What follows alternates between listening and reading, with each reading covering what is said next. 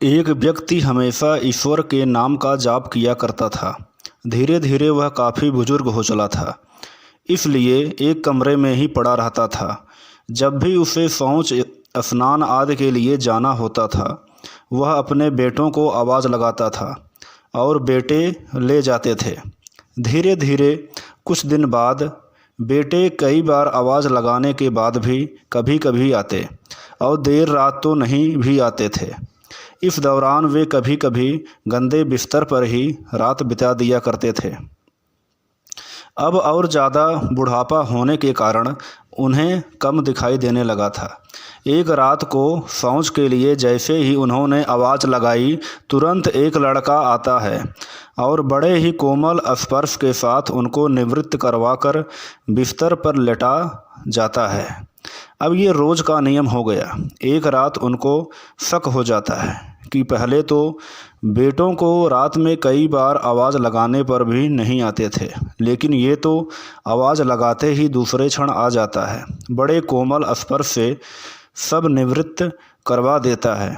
एक रात वह व्यक्ति उसका हाथ पकड़ लेता है और पूछता है कि सच बता, तू कौन है? मेरे बेटे तो ऐसे नहीं हैं। तभी अंधेरे कमरे में एक अलौकिक उजाला हुआ और उस लड़के रूपी ईश्वर ने अपना वास्तविक रूप दिखाया। वह व्यक्ति रोते हुए कहता है, हे प्रभु, आप स्वयं मेरे शौच में मेरी सहायता कर रहे हैं। यदि आप मुझसे इतने प्रसन्न हो तो मुझे मुक्ति प्रदान कर दो। प्रभु कहते हैं कि जो आप भुगत रहे हैं वो आपके प्रारब्ध हैं। आप मेरे सच्चे साधक हैं, हर समय मेरे नाम जप करते हैं, इसलिए मैं आपके प्रारब्ध भी आपकी सच्ची साधना के कारण स्वयं कटवा रहा हूँ। व्यक्ति कहता है कि क्या मेरे प्रारब्ध आपकी कृपा से भी बड़े हैं? क्या आपकी कृपा मेरे प्रारब्ध नहीं काट सकती है? प्रभु कहते हैं कि मेरी कृपा सर्वोपरि है, ये अवश्य आपके प्रारब्ध काट सकती है, लेकिन फिर अगले जन्म में आपको ये प्रारब्ध भुगतने फिर से आना होगा। यही कर्म नियम है, इसलिए आपके प्रारब्ध मैं स्वयं अपने हाथों से कटवाकर इस जन्म मरण से आपको मुक्ति देना चाहता हूँ।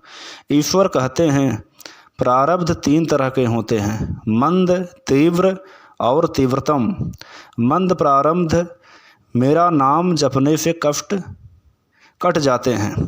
तीव्र प्रारब्ध किसी सच्चे संत का संग करके श्रद्धा और विश्वास से मेरा नाम जपने पर कट जाते हैं।